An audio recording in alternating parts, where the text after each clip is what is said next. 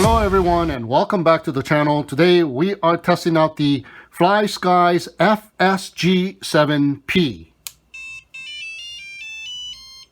It is a 7-channel 2.4 GHz AMT protocol radio transmitter with PWM, PPM, I.BUS, S.BUS outputs. And it comes with the FS-G7P two-way receiver for your RC car or boat.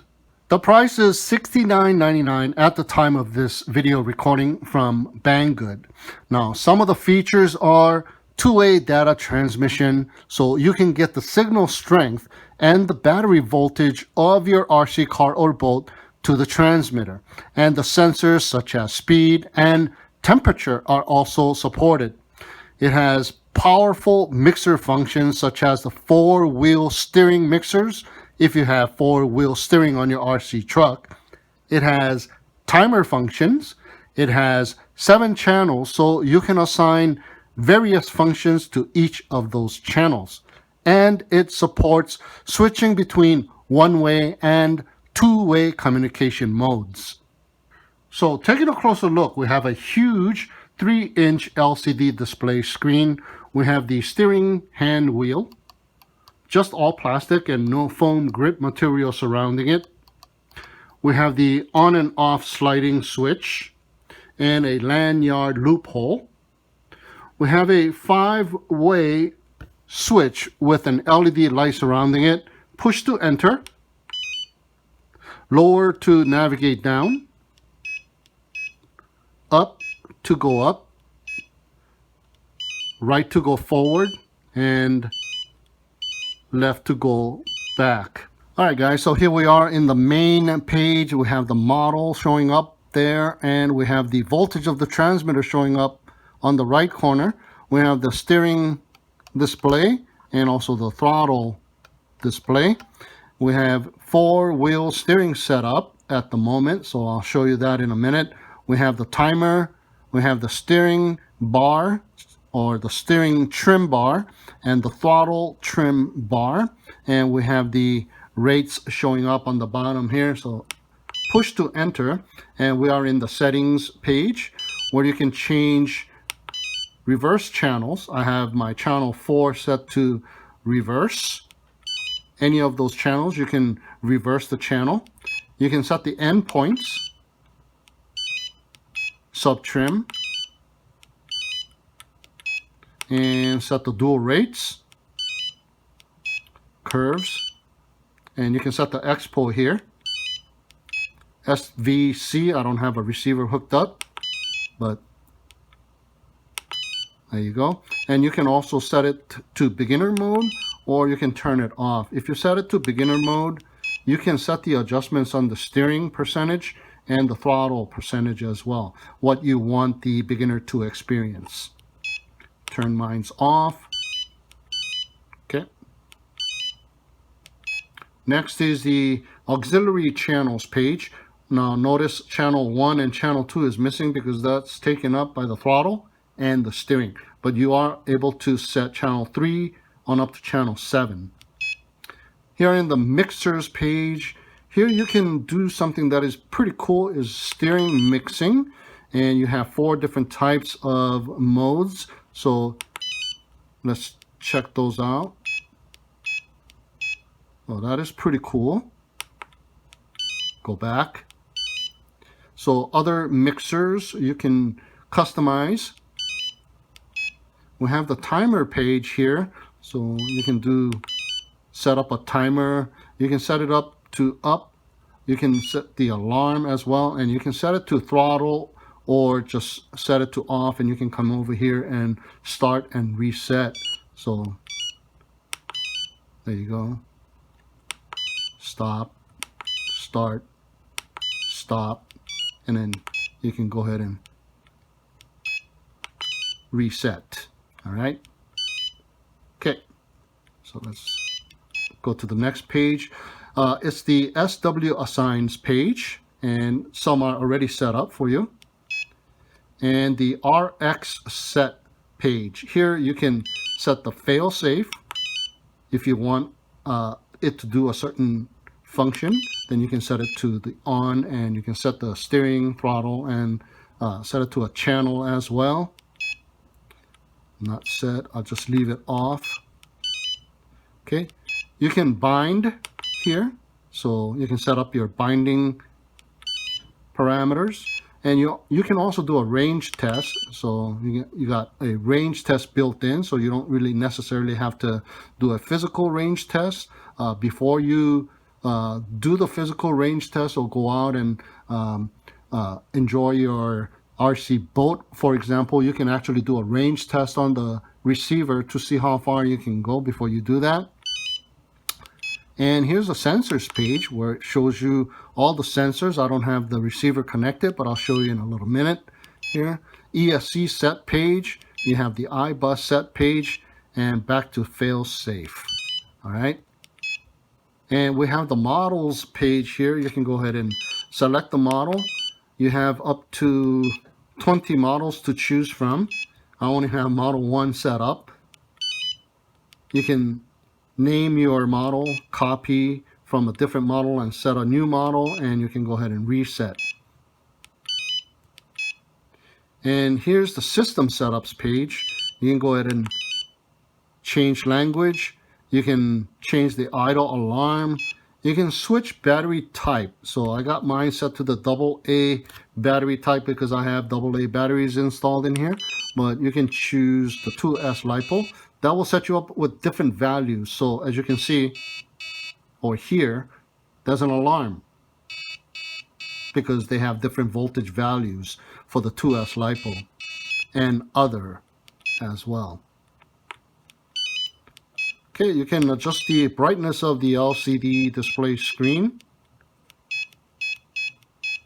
It is set to 10 by default, which is just right, but it goes up to 15 and down to 5. Put it to the left position to set. And you can also turn the LED light on and off on the 5 position switch. Turn it off, turn it on. Looks better turned on, I think. And you can also change the sound with the beeping sound to system plus alarm, or just the alarm itself, or just the system itself, or off. I'll set it to both system and alarm. We have the volume set to 100%. I think the default value was 80%, but it gets pretty soft pretty fast. So I set mine to 100%. And back to the language selection. Oops. Next we have the calibration. You can calibrate your steering and all of your knobs here. You can do a firmware update. Set it back to factory defaults. Go to the help page and the about page. And back to system. And there you have it. So we have the SW1 on-off locking button. And we have the VR1 knob with a center indent. There's the center indent. And rotate it all the way around. We have another 5-way button marked TR. Very hard to see the letters on the side here. They're not highlighted with some other paint. It just indented in there. And it is for the digital left and right steering trim. So you can trim your steering digitally, which is very nice. And when you set it back to the center, there's a different tone. And up and down is for the throttle trim. There you go. In the front, we have a cell phone bracket screw hole. I don't know why you need a cell phone on this transmitter, but there is one if you need one.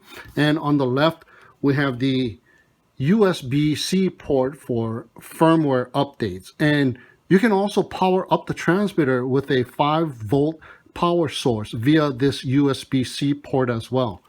But the voltage will not show up on the display screen. So I have, oops, I have all kinds of dirt on the bottom. I have 4 AA batteries inserted at the moment, and that is what is powering up the transmitter. So let's go ahead and turn it off. There you go, turned it off. Now here's a lipstick battery supply, and I got the USB to USB-C. So you just plug it in. You don't need to turn on the power switch. Just make sure that the power supply is going through, and that powers up the transmitter as well. Now, you can power it up with the 4 AA batteries like I just showed you, and you can also power it up with a 2-cell battery via this JST connector, which I have a hard time showing you at the moment. And with the use of the AA batteries or the 2-cell battery via the JST connector, the battery voltage will be displayed on the top right corner. As you can see, it's not displayed when you use a USB source. So let me unplug that, and then once you power it on with the on and off switch, the voltage will appear on the top. On the right side, we have a 3-position SW3 switch.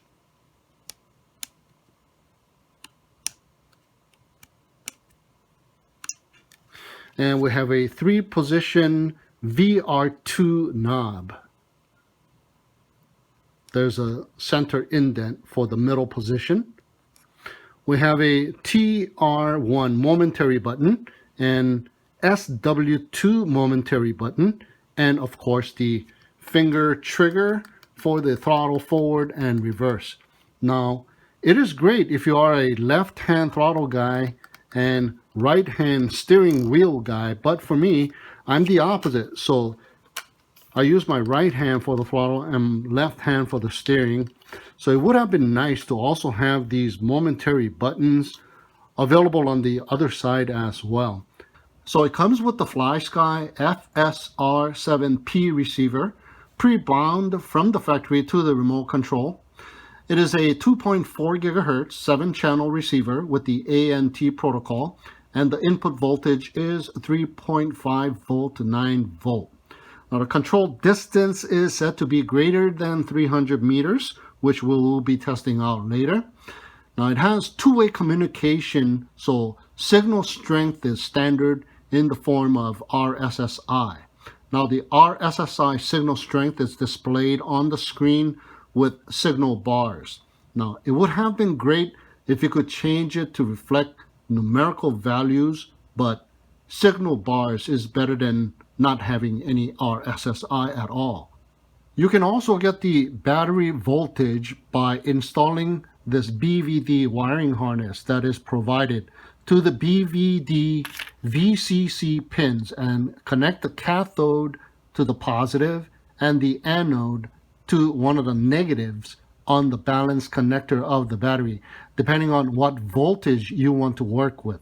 3.7 volts or 7.4 volts and so on, depending on the type of battery you have. So it will show you the voltage in the sensor settings, and you can set it up to have an alarm to alert you of low voltage, which is really nice. Now, it would have been great if the voltage can be shown in the main screen here, like the RSSI, the TX voltage, and the RX voltage. So you can set up an alarm for low RSSI as well as the transmitter low voltage alarm. Now you could always leave it here in the sensors page so you can see all of the values at a glance. So the Model 1 is already set up with the channel 1 and channel 2 for steering in the full 100% spectrum, and also the throttle in the full 100% spectrum. So simply connect the servo wires from your RC car or boat to the channel 1 and 2 pins, and the fan wires, if you have fan wires from your RC car for the ESC, to the VCC pins or any other channel to give it power. Now, if the channels are reversed, go into the reverse menu and reverse the channels. And if you are a beginner and the RC car or boat is too powerful for you, or you are giving this to a child, go ahead and turn on the beginner mode. By turning on the beginner mode, the throttle and steering, or both, can only max out at just halfway of the full spectrum. Okay, so there you go. We got the RX voltage, we got the transmitter voltage, and the RSSI. Too bad we don't have the voltage of the battery showing up on this display here. So if you want to see the voltage of this, you gotta put on that wire harness and you gotta go into the sensor settings to see that. But other than that, seems to be really responsive. No issues here. And look at that, nice and smooth. That's one thing I can say about this transmitter. It's really nice and smooth.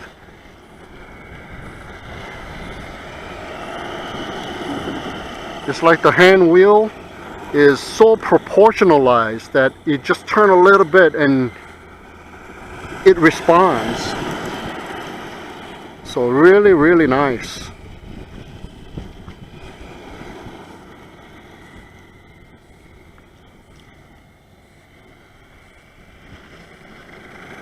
Yeah, so you got the RSSI alarm set up.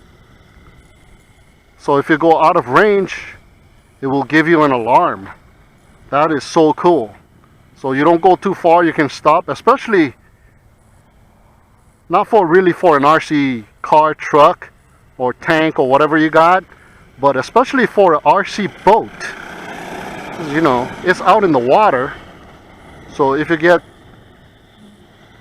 fail-safe, you know, you're either gonna have to walk around the lake or whatever to get closer to your boat, or you gotta go swim after it, which I have done before. So yeah, that is really nice about this transmitter. And that Maximus, it just keeps on going, man.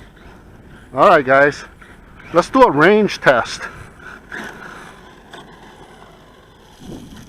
Alright guys, so first things first, let's go ahead and do a range test here. So I'm at the same spot. Got an all-in-one VTX. Got my Fat Shark goggles on. And I'm sitting at the same spot. We're going to head on this way first. Alright. So if I continue to go towards that house over there, all the way close to that house, that's 300 meters. So we shall see how far this thing has. Distance control. Let me go to the flat area here. Less tire tracks. And let's head on this way. Alright, I'm still good, still got control, no problems. Well, you want to do some FPV? Ooh, I'm getting some audio alerts, and looks like RSSI is pretty low here. It's basically not responding. Yep. There is no RSSI displayed on the screen itself. Let me just go ahead and show you that. There you go. Hopefully you guys can see that. Maybe you can see it like here. There's no RSSI displayed. There. And the voltage of the RX disappeared and reappeared. But let's see. Yeah, I have no control. I'm standing up now, and I have no control. I have no throttle. Oh, there you go. I got throttle. Oh, basically that's it. That was the last hurrah. I got no steering control, nothing. So I'm gonna go ahead and walk towards it. Yep.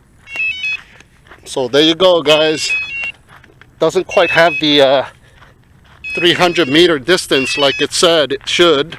And we're walking towards it.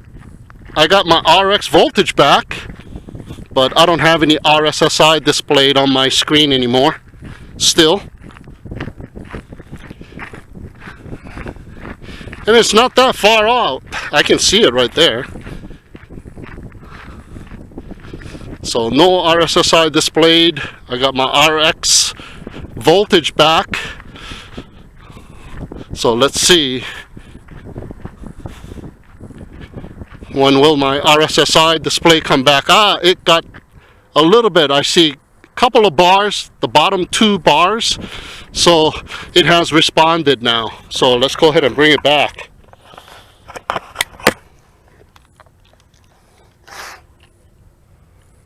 There you go. I got control back. All right, let's head on back. This way. Where am I? I should be standing here somewhere. I think my car's right about there. I don't see myself standing around. Am I still too small? Ooh. I hear it on my right side. There I am.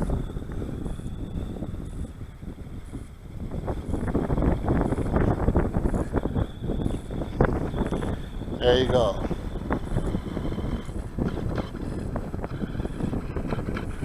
Okay, so here I am, and I have to walk quite a ways from where I was parked. I can kind of see my car now.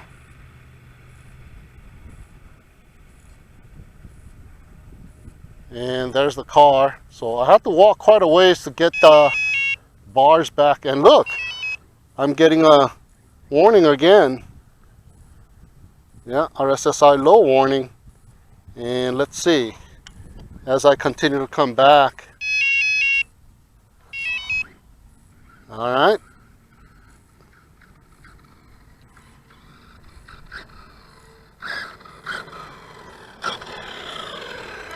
All right, we're back, and as you can see, I got all the RSSI bars back now, and I got the RX voltage as well. All right, so it doesn't quite have the tremendous 300-meter control distance that they have claimed. And there's my car. It's not that far away, maybe 100 meters. And the RC truck was stuck right over there at about 100 meters from here as well. And it didn't make it all the way down to the house. So maybe about 200 meters I went with the receiver and the transmitter combo. Now, if for some reason the receiver is blinking slowly and it needs to be rebound with the transmitter, or you are switching out the receiver, well, power up the receiver and long press the bind button until it flashes rapidly.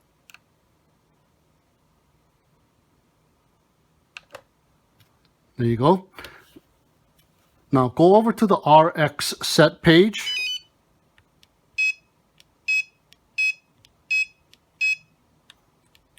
Go over to where it says bind set and choose ANT 2A, RX type standard, PWM I.BUS, analog. Go to the start and press.